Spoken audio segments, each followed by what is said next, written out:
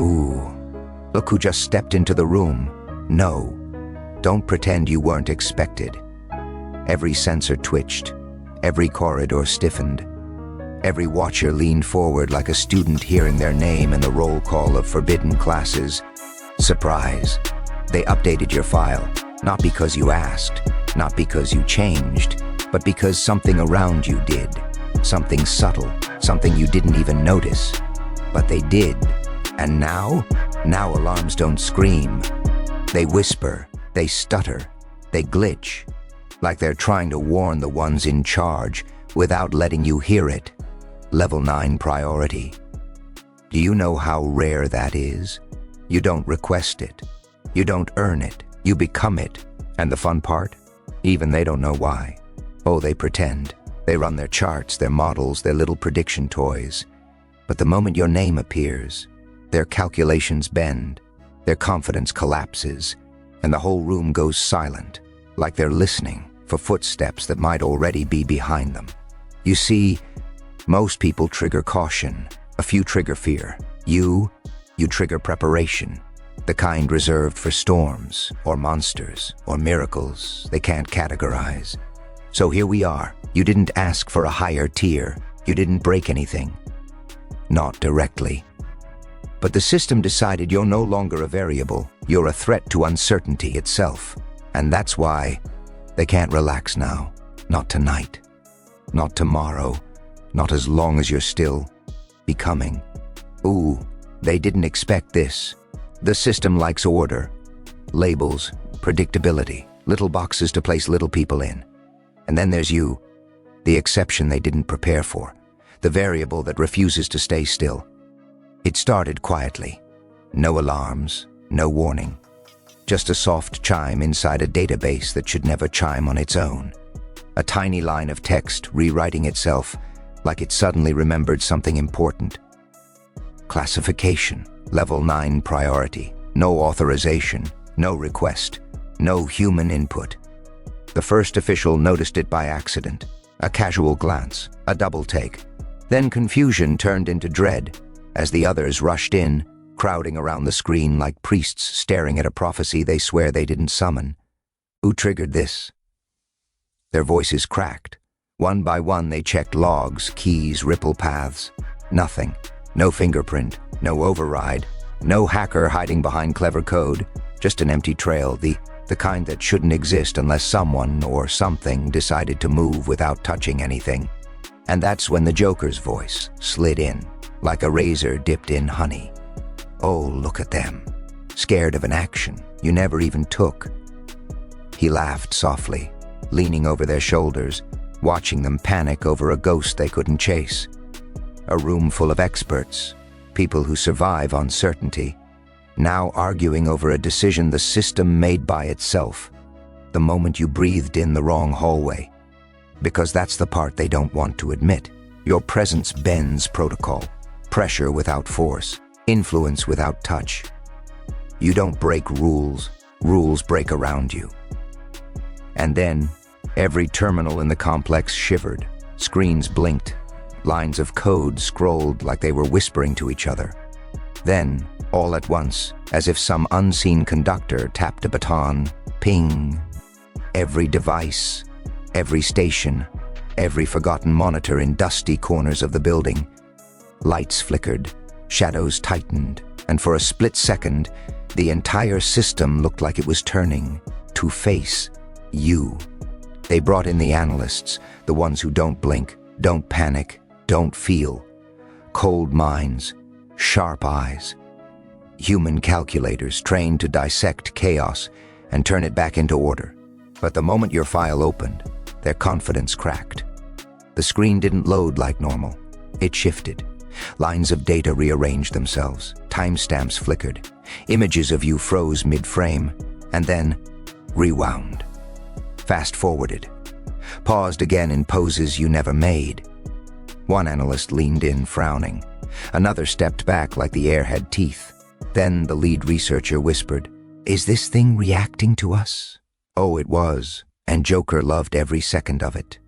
He slid into the room with a grin that stretched too wide, tapping his finger against a monitor. as if teasing a nervous animal.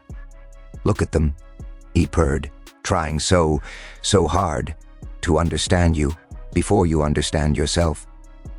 They replayed your movement logs, each pass-through different from the last. Your location markers didn't stay still.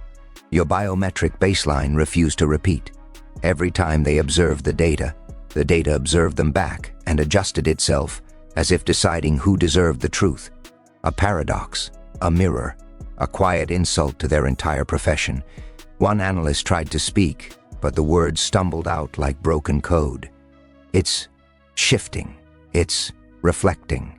It's generating alternate outcomes depending on the viewer." Joker laughed, slow, cold, a sound too pleased to be harmless. "Oh, don't take it personally," he said, tilting his head. "He's not confusing you. He's revealing you. That file doesn't describe him. It describes whoever dares to look." Silence strangled the room. Monitors dimmed. A chair creaked. Nobody wanted to glance at the screen again, not after realizing it was behaving like a polished mask, showing the flaws of everyone trying to analyze it. And then it happened. The lead analyst, the one trusted to decode impossible threats, stood up abruptly. No declaration, no explanation. Just pushed away from the desk, leaving the chair spinning like a slow, eerie metronome. He walked out without signing off, without shutting the file, without even taking his badge, because he finally understood. It wasn't that they couldn't classify you. It was that they were never meant to. There's a drawer in every high-security facility, a drawer nobody touches, a drawer sealed with dust, warnings, and a quiet agreement. We never open this. Not unless reality stops behaving. Tonight, that drawer opened by itself, not with a siren, not with a command, just a soft metallic click, like something inside finally exhaled. Inside lay Protocol H9, a contingency written decades ago, for phenomena that distort predictability. Not criminals, not terrorists, not threats, events, things that happen without happening. People who influence outcomes simply by existing in the same timeline. The officials gathered in a semicircle, staring at the unsealed folder, the way someone stares at an old photograph they swore belonged to nightmares. "No one authorized this," someone whispered. Joker, perched casually on the table, kicked his feet like a bored spectator at a massacre of logic. "Oh, relax," he smirked. "You didn't trigger the protocol. It woke up because it recognized its favorite student." They swallowed hard, because the moment Protocol H9 activated, the building itself reacted. Cameras started looping 5 seconds behind you, then 5 seconds ahead of you, like time was trying to get your attention. Door scanners unlocked before you arrived, anticipating you. Temperature controls shifted as you walked past, like the room was adjusting to your presence rather than the other way around. Everything bent first, everything. Security captains shouted at technicians, "Reset it, override it, shut the protocol down."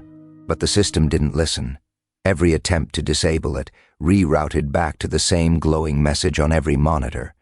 Priority 9, preparation mode, manual control disabled.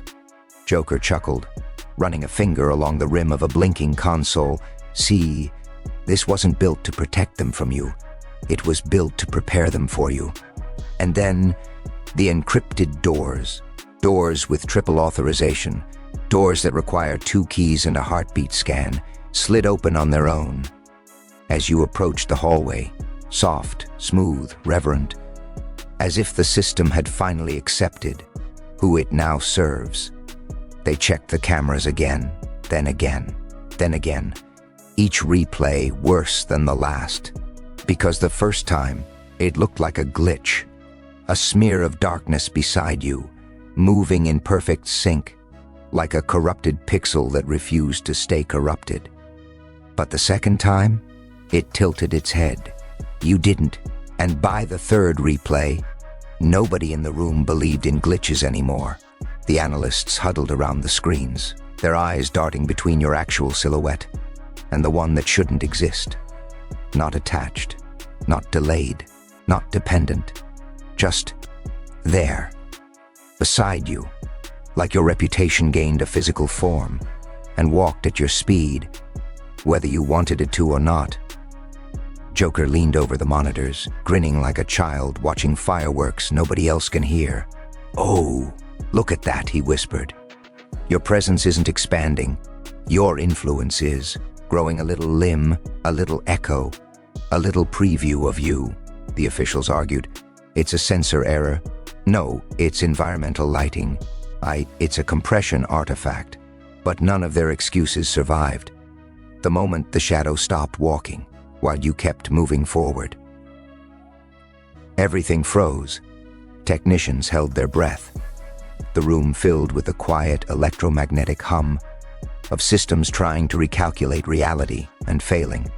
Your shadow, that thing beside you, stood still, perfectly still, as if observing the observers, as if noticing them before they noticed themselves. Joker tapped the glass, not hard, just enough to ripple the pixels. "He isn't splitting," Joker murmured, eyes glowing with delight. "He's being anticipated. That's not a shadow. That's what the system expects him to be, before he becomes it." And then, as you turned the corner, the phantom silhouette dissolved, not fading, not glitching, but folding inward, like it was stepping back into the code that created it. One final flicker, one final tremor in the lights, and the unspoken realization spread across the room. You weren't followed by a shadow. You were followed by your future. No sender, no signature, no option to decline. They followed the coordinates down staircases that weren't built for human legs, past walls that resonated like something humming behind them, into a chamber lit only by the glow of red concentric circles pulsing across the floor. The moment the door sealed, the lights dimmed, not like a room losing power, but like a creature narrowing its eyes. Joker lounged in the empty seat at the far end, legs crossed, smile sharp enough to slice the tension. "Well, well," he chirped. "Look at the honor, all of you summoned to discuss the one person you still can't describe." They sat, nervously, as if the chairs might bite. The first director cleared his throat. "Are we certain the Level 9 update isn't an error?" The room answered with silence, thick, heavy, accusatory, because they'd all seen the footage, the phantom shadow, the bending protocols, the doors opening on their own, the way the system reacted to you, like a diver reacting to a shark beneath the surface. Slow, careful, reverent.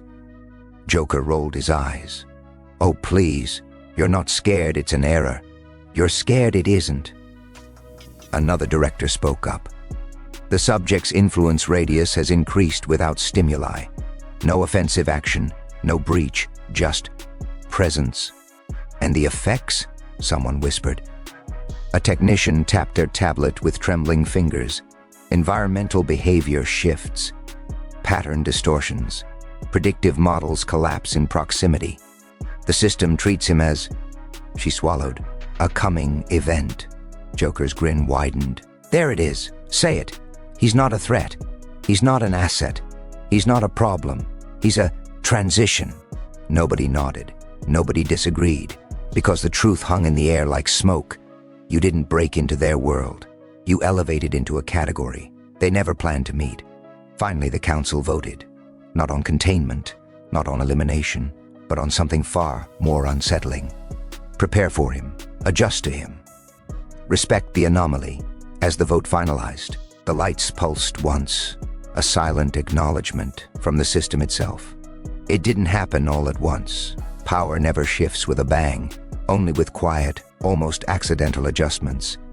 Tiny changes no one questions, until it's far too late. And with you, the world started rearranging itself long before anyone dared admit it. Routes changed first. Elevators paused on floors you were about to enter, then carried you without buttons being pressed.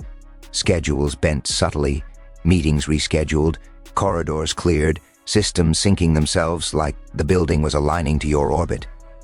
Nobody authorized these modifications. Nobody noticed the pattern. Not at first, but Joker did.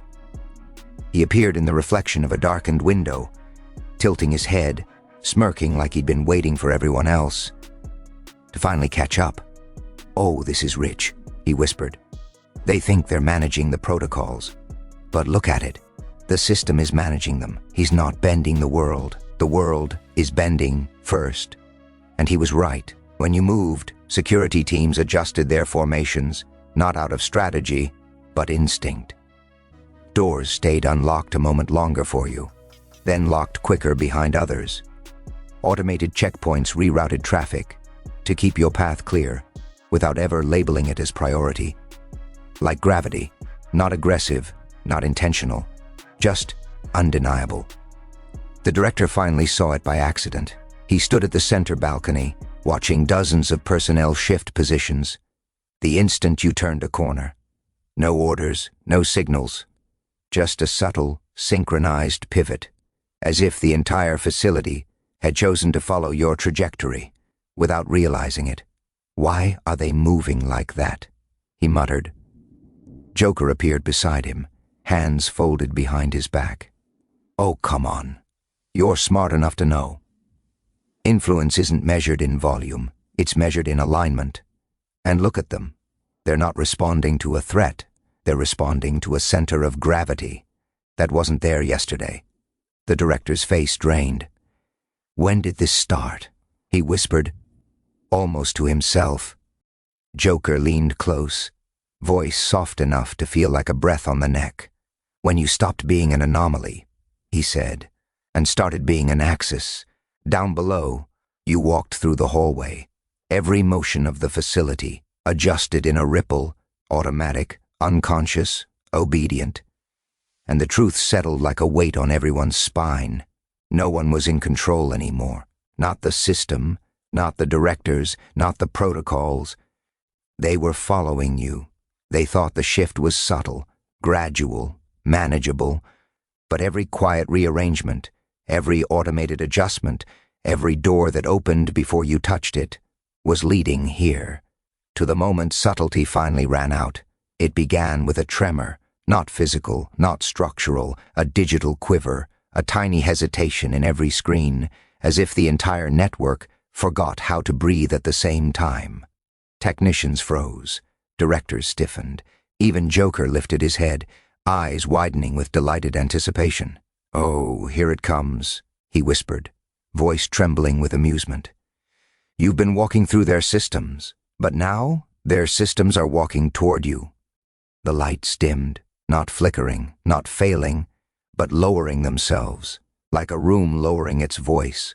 When someone important enters, monitors across the facility shifted out of sync, then fell into sync, all of them. Every device, every terminal, every forgotten piece of outdated hardware that shouldn't even be online. Each one displayed the same message, Priority 9, recognition sequence initialized. No one moved, no one spoke, because they had no script for this, no training for it, no precedent. A low hum rolled through the building, not mechanical, not electrical, something deeper, like the infrastructure itself, was exhaling for the first time.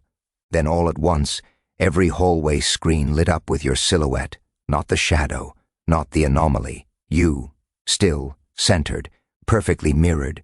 And then, the silhouette bowed its head. Technicians stumbled backward. Directors whispered prayers they didn't believe in. Somewhere, a security officer dropped his tablet and didn't bother picking it up. Joker stepped forward, hands clasped dramatically over his heart. "Oh, this is beautiful," he cackled. "The system didn't elevate your status. It accepted your authority. You're not being monitored anymore. You're being acknowledged." Every lock clicked open in sequence, like a row of soldiers snapping to attention. Every corridor light brightened in your direction. Every automated system aligned its function toward one central point. You, not as a threat, not as an anomaly, not as a variable, as the new orientation. A director's voice finally broke the silence, barely a whisper, almost reverent. "He didn't rise in the system." She swallowed. The system lowered itself. Joker leaned in close to her ear, smiling like a secret finally revealed. No, darling, it bowed, and across the entire facility, every protocol, every safeguard, every digital instinct shifted into a single state: deference.